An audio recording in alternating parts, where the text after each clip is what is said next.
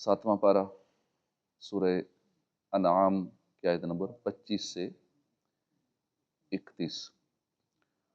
اعوذ باللہ من الشیطان الرجیم، بسم اللہ الرحمن الرحیم۔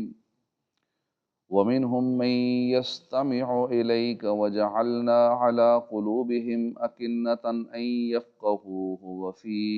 آذَانِهِمْ وَقْرًا وَإِنْ يَرَوْا كُلَّ آيَةٍ لَا يُؤْمِنُوا بِهَا حَتَّى إِذَا جَاءُوكَ يُجَادِلُونَكَ يَقُولُ الَّذِينَ كَفَرُوا إِنْ هَذَا إِلَّا أَسَاطِيرُ الْأَوَّلِينَ۔ اللہ کے نام سے شروع، جو نہایت مہربان رحمت والا۔ ترجمہ کنز العرفان۔ اور ان میں سے کوئی وہ ہے جو تمہاری طرف کان لگا کر سنتا ہے، اور ہم نے ان کے دلوں پر غلاف کر دیے ہیں کہ اس کو نہ سمجھیں، اور ان کے کانوں میں بوجھ ڈال دیا ہے، اور اگر ساری نشانیاں بھی دیکھ لیں تو ان پر ایمان نہ لائیں گے، حتیٰ کہ جب تمہارے پاس تم سے جھگڑتے ہوئے آتے ہیں تو کافر کہتے ہیں یہ تو پہلے لوگوں کی داستانیں ہیں۔ ایک مرتبہ ابو سفیان، ولید، نضر اور ابو جہل وغیرہ جمع ہو کر رسول اللہ صلی اللہ علیہ وسلم کی تلاوت قرآن پاک سننے لگے تو نضر سے ان کے ساتھیوں نے کہا کہ محمد صلی اللہ علیہ وسلم کیا کہتے ہیں؟ کہنے لگا میں نہیں جانتا، زبان کو حرکت دیتے ہیں اور پہلوں کے قصے سناتے ہیں جیسے میں تمہیں سنایا کرتا ہوں، بس اسی طرح قصے ہی سناتے۔ ابو سفیان نے کہا کہ ان کی باتیں مجھے حق معلوم ہوتی ہیں۔ ابو جہل نے کہا اس کا اقرار کرنے سے مر جانا بہتر ہے۔ اس پر یہ آیت کریمہ نازل ہوئی۔ کافروں کے قرآن پاک کو پرانے قصے کہنے سے مقصد کلام پاک کا وحی الہی ہونے کا انکار کرنا ہے۔ وَهُمْ يَنْهَوْنَ عَنْهُ وَيَنْأَوْنَ عَنْهُ وَإِنْ يُهْلِكُونَ إِلَّا أَنفُسَهُمْ وَمَا يَشْعُرُونَ۔ اور وہ دوسروں کو اس سے روکتے اور خود اس سے دور بھاگتے ہیں، اور وہ اپنے آپ ہی کو ہلاکت میں ڈالتے ہیں اور انہیں شعور نہیں ہے۔ یعنی مشرکین لوگوں کو قرآن شریف سے یا رسول کریم صلی اللہ علیہ وسلم سے اور آپ پر ایمان لانے اور آپ صلی اللہ علیہ وسلم کی اتباع کرنے سے دوسروں کو روکتے ہیں اور خود بھی دور رہتے ہیں۔ یہ آیت کفار مکہ کے بارے میں نازل ہوئی جو لوگوں کو سرکار دو عالم صلی اللہ علیہ وسلم پر ایمان لانے اور آپ کی مجلس میں حاضر ہونے اور قرآن کریم سننے سے روکتے تھے، خود بھی دور رہتے تھے کہ کہیں کلام مبارک ان کے دل میں اثر نہ کر جائے۔ حضرت عبداللہ بن عباس رضی اللہ عنہما نے فرمایا کہ یہ آیت تاجدار رسالت صلی اللہ علیہ وسلم کے چچا ابو طالب کے حق میں نازل ہوئی، جو مشرکین کو تو حضور کی اظہار ثانی سے روکتے تھے اور خود ایمان لانے سے بچتے تھے، لیکن بظاہر پہلا قول ہی صحیح ہے کیونکہ یہاں جمع کا صیغہ بیان ہوا ہے۔ وَلَوْ تَرَىٰ إِذْ وُقِفُوا عَلَى النَّارِ فَقَالُوا يَا لَيْتَنَا نُرَدُّ وَلَا نُكَذِّبُ بِآيَاتِ رَبِّنَا وَنَكُونَ مِنَ الْمُؤْمِنِينَ۔ اور اگر آپ دیکھیں جب انہیں آگ پر کھڑا کیا جائے گا پھر یہ کہیں گے اے کاش ہمیں واپس بھیج دیا جائے اور ہم اپنے رب کی آیتیں نہ جھٹلائیں اور مسلمان ہو جائیں۔ وَلَوْ تَرَىٰ، اور اگر آپ دیکھیں۔ اس آیت کا خلاصہ یہ ہے کہ اگر آپ صلی اللہ علیہ وسلم کافروں کی حالت دیکھیں جب انہیں آگ پر کھڑا کیا جائے گا تو آپ صلی اللہ تعالیٰ علیہ وآلہ وسلم بڑی خوفناک حالت دیکھیں گے، اور اس وقت کافر کہیں گے کہ اے کاش کہ کسی طرح ہمیں واپس دنیا میں بھیج دیا جائے اور ہم اپنے رب کی آیتیں نہ جھٹلائیں اور مسلمان ہو جائیں تاکہ اس ہولناک عذاب سے بچ سکے۔ بل بدا لهم ما كانوا يخفون من قبل ولو ردوا لعادوا لما نهوا عنه وانهم لكاذبون۔ بلکہ پہلے جو یہ چھپا رہے تھے وہ ان پر کھل گیا ہے،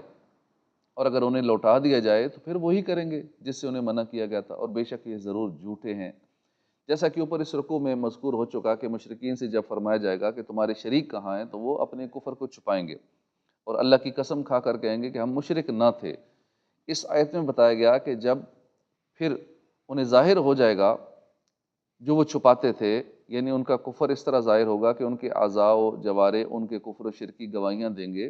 تب وہ دنیا میں واپس جانے کی تمنا کریں گے۔ اسی کا فرمایا جا رہا ہے کہ کافر اگرچہ دنیا میں لوٹائے جانے اور ایمان لانے کی تمنا ظاہر کر رہے ہیں، لیکن ان کے ایمان لانے کی تمنا سچی نہیں ہے، بلکہ اصل بات یہ ہے کہ پہلے جو یہ اپنا مشرک ہونا چھپا رہے تھے وہ ان پر کھل گیا ہے، اور اگر انہیں دنیا میں لوٹا دیا جائے تو پھر وہی کریں گے جو ان کو منع کیا گیا تھا، جس سے انہیں منع کیا گیا تھا، اور بے شک یہ ضرور جھوٹے ہیں۔ وَقَالُوا إِنْ هِيَ إِلَّا حَيَاتُنَا الدُّنْيَا وَمَا نَحْنُ بِمَبْعُوثِينَ وَلَوْ تَرَىٰ إِذْ وُقِفُوا عَلَىٰ رَبِّهِمْ قَالَ أَلَيْسَ هَٰذَا بِالْحَقِّ قَالُوا بَلَىٰ وَرَبِّنَا قَالَ فَذُوقُوا الْعَذَابَ بِمَا كُنتُمْ تَكْفُرُونَ۔ اور انہوں نے کہا تھا کہ زندگی تو صرف دنیاوی زندگی ہی ہے اور ہمیں اٹھایا نہیں جائے گا، اور اگر تم دیکھو جب انہیں ان کے رب کی بارگاہ میں کھڑا کیا جائے گا تو وہ فرمائے گا کیا یہ حق نہیں؟ تو کہیں گے کیوں نہیں،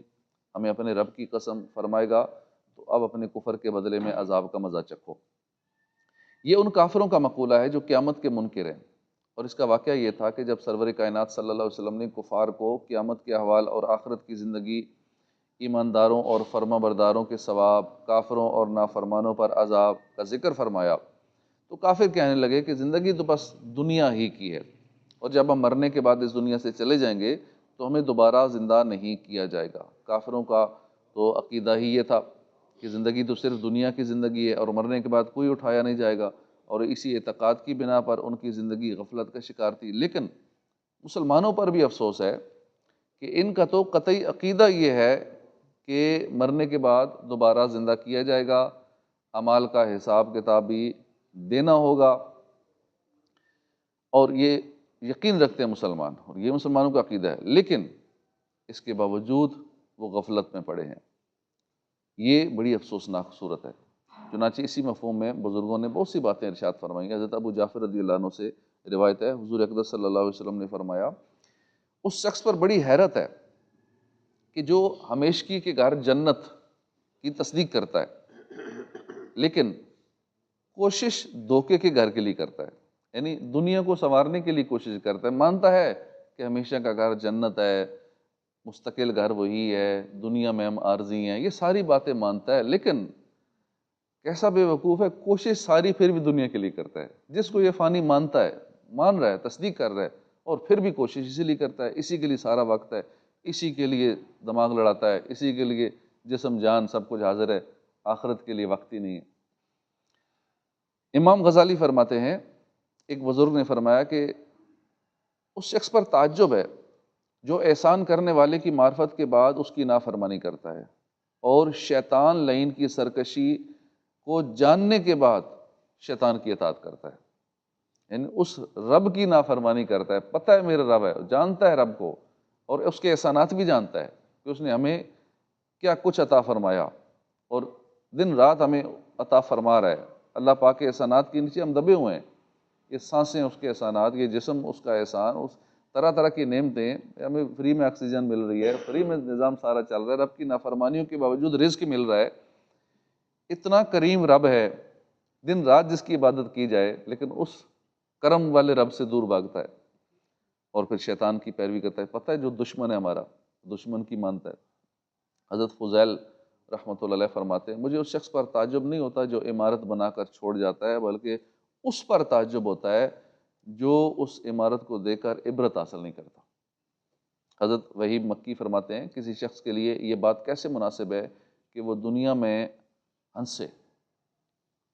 دنیا میں کوئی ہنسے، کتنی عجیب بات ہے، دنیا میں رہ کے کوئی ہنسے، حالانکہ وہ جانتا ہے کہ اس کے سامنے قیامت کے دن کی فریادیں ہیں، گردشیں ہیں، خوفناک مناظر ہیں، قریب ہے کہ سخت روب اور خوف سے اس کے جسم کے جوڑ کٹ جائیں۔ آگے جو ہمارے ساتھ ہونے والا ہے، جو معاملات درپیش ہونے والے ہیں، حالانکہ پتہ بھی ہیں، اور پھر بھی ہم دنیا میں خوش رہیں، ہنسیں اور مطمئن ہو جائیں دنیا کی عیاشیوں پہ۔ قد حسر الذين كذبوا بلقاء الله حتى إذا جاءتهم الساعة بغتة قالوا يا حسرتنا على ما فرطنا فيها وهم يحملون أوزارهم على ظهورهم ألا ساء ما يزرون۔ بے شک ان لوگوں نے نقصان اٹھایا جنہوں نے اپنے رب سے ملنے کو جھٹلایا، یہاں تک کہ جب ان پر اچانک قیامت آئے گی تو کہیں گے ہائے افسوس اس پر جو ہم نے اس کے ماننے میں کوتاہی کی، اور وہ اپنے گناہوں کے بوجھ اپنی پیٹھ پر لادے ہوئے ہوں گے، خبردار وہ کتنا برا بوجھ اٹھائے ہوئے ہیں۔ یعنی جن کافروں نے مرنے کے بعد دوبارہ زندہ کیے جانے اور قیامت کے دن اعمال کے حساب کے لیے اللہ تعالیٰ کی بارگاہ میں حاضر ہونے کو جھٹلایا، انہوں نے اپنی جانوں کا ہی نقصان کیا کہ وہ لازوال نعمتوں کے گھر جنت سے محروم ہو جائیں گے اور جہنم کے درکات میں دردناک عذاب میں مبتلا ہوں گے، یہاں تک کہ جب قیامت کے دن ان منکروں پر اچانک قیامت آئے گی اور یہ اپنی ذلت و رسوائی کو دیکھیں گے تو کہیں گے ہائے افسوس، ہمیں اس پر بہت ندامت ہے جو ہم نے دنیا میں قیامت کو ماننے میں کوتاہی کی اور اس دن پر ایمان لا کر اس لیے تیاری نہ کی اور نیک عمال کرنے سے دور رہے۔ وَهُمْ يَحْمِلُونَ أَوْزَارَهُمْ، اور وہ اپنے گناہوں کے بوجھ اٹھائے ہوں گے۔ اس وقت جو ہم اپنے گناہوں کو بڑھاتے جا رہے ہیں اور ہمیں محسوس نہیں ہوتا، چھوٹے چھوٹے بڑے بڑے سارے گناہ، یہ گناہوں کی گٹھڑی ہماری بڑی ہوتی جا رہی ہے، اور بروز قیامت جب یہ سارا بوجھ ہمارے سر پر ہوگا، ادھر سے قیامت کی مشکلات ہوں گی، اس وقت بہت پریشانی ہوگی۔ حدیث پاک میں ہے کہ کافر جب اپنی قبر سے نکلے گا تو اس کے سامنے نہایت قبیح، بھیانک اور بدبودار صورت آئے گی۔ وہ کافر سے کہے گی تو مجھے پہچانتا ہے؟ کافر کہے گا نہیں، تو وہ کافر سے کہے گی میں تیرا خبیث عمل ہوں، دنیا میں تو مجھ پر سوار رہا تھا، آج میں تجھ پر سوار ہوں گا اور تجھے تمام مخلوق میں رسوا کروں گا۔ پھر وہ اس کا عمل اس پہ سوار ہو جائے گا۔ قیامت کے دن کافر کا تو یہ حال ہوگا، جبکہ دنیا میں کیے گئے برے اعمال مسلمان کے لیے بھی اخروی خسارے کا سبب بن سکتے ہیں۔ چنانچہ حدیث میں ہے، رسول اکرم صلی اللہ علیہ وسلم نے فرمایا 4 آدمی ایسے ہیں کہ وہ جہنمیوں کی تکلیف میں اضافے کا سبب بنیں گے، اور وہ کھولتے پانی اور آگ کے درمیان دوڑتے ہوئے ہلاکت اور تباہی مانگتے ہوں گے۔ ان میں سے ایک پر انگاروں کا صندوق لٹک رہا ہوگا، دوسرا اپنی آنتیں کھینچ رہا ہوگا، تیسرے کے منہ سے پیپ اور خون بہہ رہے ہوں گے، اور چوتھا اپنا گوشت کھا رہا ہوگا۔ صندوق والے کے بارے میں جہنمی ایک دوسرے سے کہیں گے اس بدبخت کو کیا ہوا، اس نے تو ہماری تکلیف میں اضافہ کر دیا ہے۔ صندوق والا یہ جواب دے گا میں اس حال میں مرا کہ میری گردن پر لوگوں کے اموال کا بوجھ تھا، مطلب لوگوں کا قرض تھا، اس کے پیسے دینے، اس کے پیسے دینے، اس کے دینے۔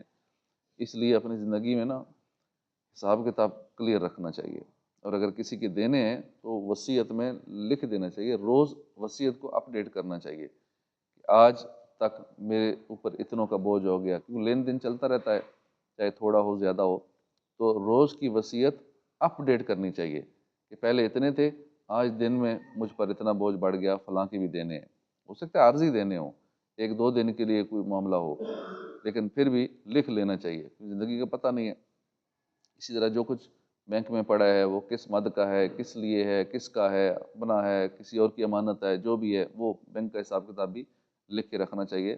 تاکہ بعد والوں کے لیے پریشانی نہ ہو اور مرنے والے کی بھی پریشانی نہ ہو۔ بعد والوں کو کیا پتہ یہ کس کا ہے، اس کا اپنا تھا، کسی کی امانت تھی یا کسی اور حوالے سے اس کی رقم تھی۔ تو بہرحال ڈیلی کا حساب کتاب اور خاص کر قرض کے حوالے سے یہ اپنی وصیت تو لکھ کے رکھنی چاہیے۔ پھر اپنی ان تڑیاں کھینچنے والے کے متعلق کہیں گے کہ اس بدبخت شخص کا معاملہ کیسا ہے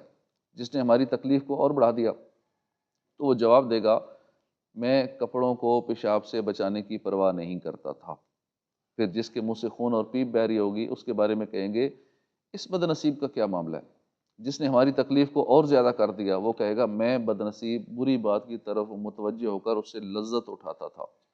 جیسا کہ بری باتیں، جماع کی باتیں، بے حیائی کی باتیں سن کر، یا آج کل تو سوشل میڈیا پہ ویڈیوز دیکھ کے یا ایسی باتیں گندی سن کے اس سے لذت اٹھانا،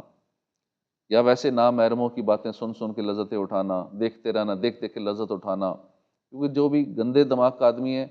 وہ پھر ہر چیز سے لذت اٹھاتا ہے، وہ پھر کسی چیز کی پرواہ نہیں کرتا۔ پھر جو شخص اپنا گوشت کھا رہا ہوگا اس کے متعلق جہنمی کہیں گے اس مردود کو کیا ہوا جس نے ہماری تکلیف میں مزید اضافہ کر دیا ہے۔ تو وہ جواب دے گا